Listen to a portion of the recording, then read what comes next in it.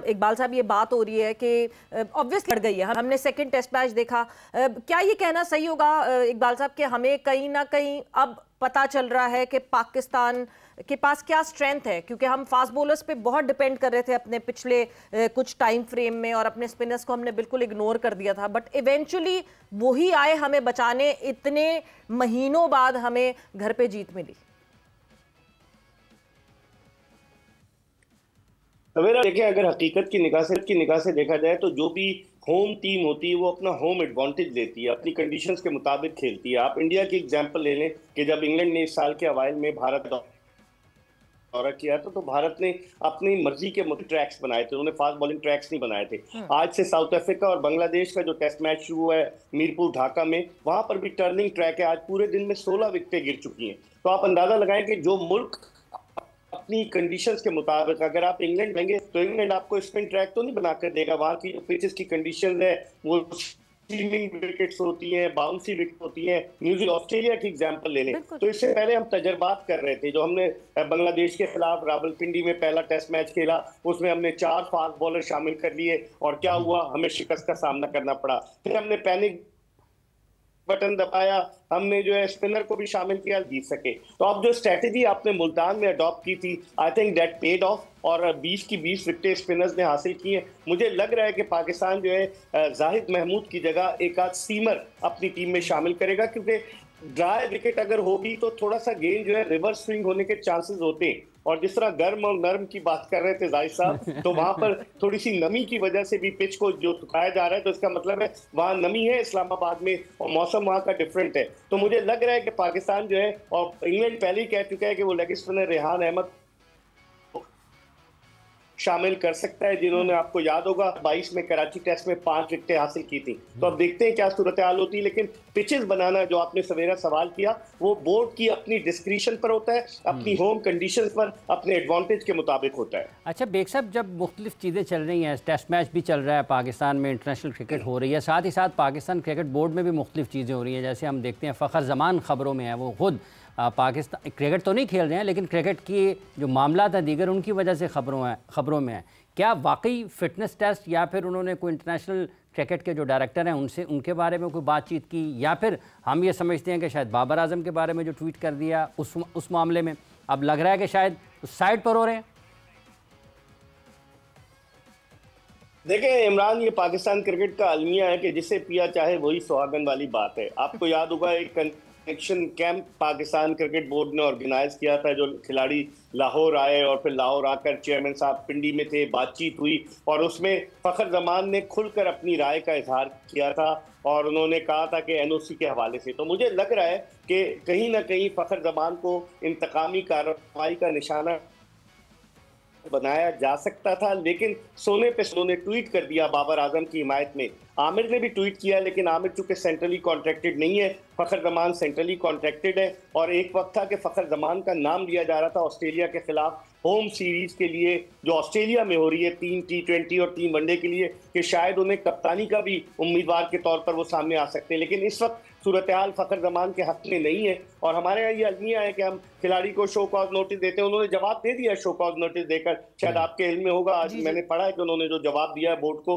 उन्होंने यही कहा है कि बाबर आजम दुनिया का स्टार खिलाड़ी है, अगर उसके हवाले से कोई बात हुई है तो इसमें क्या बुराई है। लेकिन मुझे लग रहा है कि पाकिस्तान क्रिकेट बोर्ड कहीं ऑस्ट्रेलिया के दौरे के लिए फ़खर जमान को तो पता उस्मान थोड़ी सी इकबाल साहब डिस्कनेक्टिविटी आ रही है, हम आपको क्लियरली सुन नहीं पा रहे हैं, थोड़ी सी डिस्कनेक्टिविटी आ रही है। बट यस, वाकई अगर फ़खर जमान की बात की जाए, 2 चीज़ें हैं। हाँ, एक तो ये आती है कि उन्होंने वो जो कनेक्शन कैंप था उसमें सबके सामने मुंह पे बैठ के उस्मान वाला साहब की शिकायत लगा दी थी। एक ये चीज़ हो सकती है जो सेटबैक कर गई, या फिर बाबर को सपोर्ट करना। देखें, बाबर को सपोर्ट करना एक बिल्कुल डिफरेंट सिनेरियो था, जो तरीका था ना उनका, may be that was different. Hasan Ali ने भी किया। कहीं ऐसा तो नहीं कि कनेक्शन कैंप से फ़खर अब डिस्कनेक्ट होना शुरू हो गए हैं? क्यों कनेक्शन कैंप में हमारे यहाँ बिल्कुल ऐसे ही होता है। गए तो सही कनेक्शन कैंप में, लेकिन उसमें जो बात हुई उससे अब उनको डिस्कनेक्ट होना पड़ रहा है। हाँ, शायद इस तरह बिल्कुल कहीं ना कहीं कोई मसाइल इस तरह के ज़रूर हो सकते हैं, इसलिए क्योंकि ग्रजेस तो हम पाकिस्तान क्रिकेट बोर्ड में बहुत दफ़ा ये चीज़ सुन चुके हैं कि जो ऑफिशियल्स के ग्रजेस होते हैं वो बड़ा एक मुश्किल काम होता है उनको हैंडल करना और उनको टैकल करना। मगर जिनके खिलाफ उन्होंने शिकायत लगाई थी वो तो खुद हॉट वाटर्स में। हाँ, लगता है कि उनके भी बारे में सुना यही है कि उनकी भी रोटी गिनती शुरू हो चुकी है। और अब एक तो उनके बारे में ये इत्तला आई थी ना कि इनको हटा दिया जाएगा, किसी डायरेक्टर क्रिकेट किसी पाकिस्तान के साबिक क्रिकेटर को लगाया जाएगा। लेकिन फिर लोग सवाल ये उठाते हैं कि अगर आप खिलाड़ियों को ड्रॉप करते हैं टीम से, उनका सेंट्रल कॉन्ट्रैक्ट ख़त्म कर देते हैं, तो ये जो बाबू साहिबान हैं अगर इनकी ख़राब कारकर्दगी की वजह से पाकिस्तान टीम की कारकर्दगी ख़राब होती है, इनके ख़राब फैसलों की वजह से टीम की कारकर्दगी पर बुरा असर पड़ता है, तो फिर इनकी कुर्सियाँ क्यों बदल रहे हैं? इनके भी कॉन्ट्रैक्ट खत्म म्यूजिकल चेयर्स चलाई जा रही हैं कि जी वो शायद वुमेन विंग की तरफ चले जाएंगे, उनका रुख उस तरफ हो जाएगा। इसका मतलब ये है कि वुमेन विंग की अहमियत नहीं है। आप बिल्कुल, आपको यही लगता है? फिर इसके बाद क्या लगे? उसके बाद मिसकम्युनिकेशन वुमेन विंग में शुरू हो जाएगी, जो उस तरह की जो कंप्लेंट्स जो मुसलसल आती हैं। तो यानी वो कहते हैं ना सजाए काला पानी देनी है तो वुमेन विंग पे भेज दे। तो आप इसी तरह का कुछ जो है हमें दिखता है। और साथ ही साथ दूसरी तरफ खबरें ये बहुत स्ट्रांगली ये खबरें बहुत गर्म हैं कि नदीम खान साहब जो हैं वो उस पोजीशन पे आएंगे जहाँ पे उस्मान वाला साहब डायरेक्टर इंटरनेशनल के तौर पर। बिल्कुल। तो ये देखते हैं आगे बढ़ते कैसे हैं। लेकिन अभी तक जो इत्तलात हैं वो यही है कि शायद कुछ तब्दीलियाँ हो रही हैं पाकिस्तान क्रिकेट में इन तमाम चीज़ों को देखकर। मिर्ज़ा साहब ने मेरा ख्याल सुनने में आ रहा है कि शायद दोबारा हमारे साथ जुड़े हैं। मिर्ज़ा साहब, आपको आवाज़ आ रही है? जी इमरान, आपको मेरी आवाज़ आ रही है? बिल्कुल जी इमरान, आपको? जी बिल्कुल बेग साहब, ये बात हो रही थी कि डायरेक्टर इंटरनेशनल भी तब्दील हो रहे हैं, नदीम खान साहब उनकी जगह पर आ सकते हैं। जैसे भी सवेरा बता रही कि वो विमेन विंग में जा सकते हैं, तो इसका मतलब ये है कि विमेन विंग की अहमियत नहीं है। अगर वो नाकाम है बहैसियत अफसर या एडमिनिस्ट्रेटर, तो फिर नाकामी का ये मतलब थोड़ा कि एक शोबे को तबाह किया है दूसरी की तरफ भेज दें, इसको भी तबाह कर दें। देखिए, पाकिस्तान क्रिकेट में इमरान सिफारिशी कल्चर बहुत ज़्यादा है। और आप लोगों को शायद इस बात का इल्म हो कि उस्मान वाला साहब नून लीग की एक अहम रहनुमा के करीबी रिश्तेदार हैं।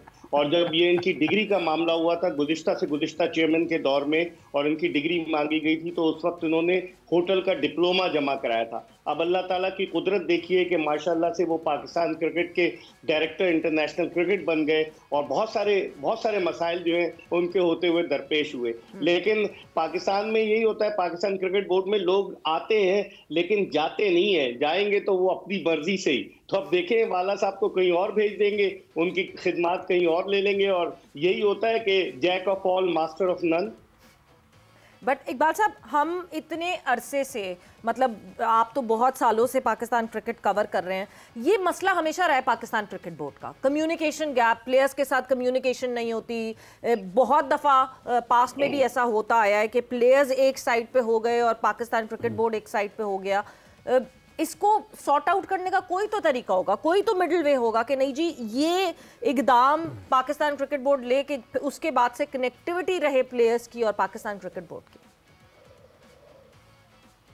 देखिए सवेरा, कनेक्टिविटी के लिए इनको चाहिए किसी एक्स टेस्ट क्रिकेटर जो खिलाड़ियों के साथ माजी में या तो खेल चुका हो या माजी में पाकिस्तान को रिप्रेजेंट कर चुका हो। अगर वो होगा तो उसकी कनेक्टिविटी बेहतर होगी बनिस्बत एक आम आदमी के जो क्रिकेट नहीं खेला, जो एडमिनिस्ट्रेशन की बेसिस पर आया। तो मेरे ख्याल में ये खुद पाकिस्तान क्रिकेट बोर्ड को सोचना चाहिए कि ऐसे आदमी का तकर्रुर किया जाए कि जो खिलाड़ियों के साथ इन टच हो, उनके मसाइल को समझे। हमारे आपको पता है क्रिकेटर्स की एसोसिएशन नहीं है, तो इसलिए इंडिविजुअली हर खिलाड़ी जो है वो अपनी 1.5 ईंट की मस्जिद अलग बना लेता है और फिर कोई उनका प्लेटफॉर्म नहीं है कि उस प्लेटफॉर्म से वो जाकर किसी से एक आदमी बात कर सके। तो इसके लिए तो क्रिकेट बोर्ड को सोचना चाहिए ना, क्योंकि खिलाड़ियों के दम से सवेरा क्रिकेट है। अगर खिलाड़ियों को आप खुश नहीं रखेंगे, अगर आप खिलाड़ियों का ख्याल नहीं रखेंगे, अगर आप खिलाड़ियों के साथ तनाज़ात में उलझते चले जाएंगे तो उससे पाकिस्तान क्रिकेट को फायदे के बजाय नुकसान ही पहुंच सकता है।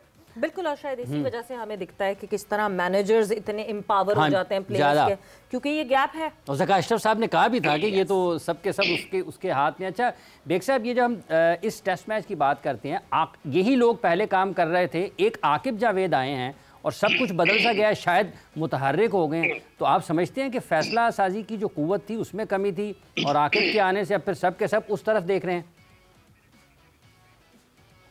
देखिए, आज मेरी आकिब जावेद से फोन पे बात भी हुई और आकिब जावेद बड़े पुरज़्म हैं। वो कह रहे हैं कि मैं कुछ करना चाहता हूँ। शायद यही वजह है कि उन्होंने लाहौर कलंदर से जो उनकी 7-8 साल की रफ़ाकत थी उसको ख़त्म किया और उन्हें कहीं से यकीनन श्योरिटी दी गई है, गारंटी दी गई है कि उनकी खिदमात हासिल की जाएंगी। तो आकिब जावेद से जो गुफ्तगू हुई वो यही था कि वो कह रहे थे कि हारने का खौफ था हमें, जिसकी वजह से हम जो थे वो ऐसे इकदामात नहीं कर रहे थे, और दूसरे ये कि हम थोड़े से दबाव का भी शिकार थे। और उन्होंने कहा कि मैं इस दबाव को खत्म करना चाहता हूं। तो आप बिल्कुल सही कह रहे हैं, आकिब जावेद के आने से उनका कैरियर आप देखें, वो सच बोलते थे, उनका क्रिकेट कैरियर ज्यादा लंबा नहीं गया। हालांकि 92 के वर्ल्ड कप की फातेह टीम के रुकन थे, लेकिन उनके सच बोलने की वजह से उनको काफी नुकसान हुआ। और शायद यही वजह है कि वो पाकिस्तान क्रिकेट बोर्ड में भी कभी बॉलिंग कोच रहे, कभी हटा दिए गए। हारने का खौफ रहा, इसी वजह से हम कोई डिसीजन नहीं ले सकते।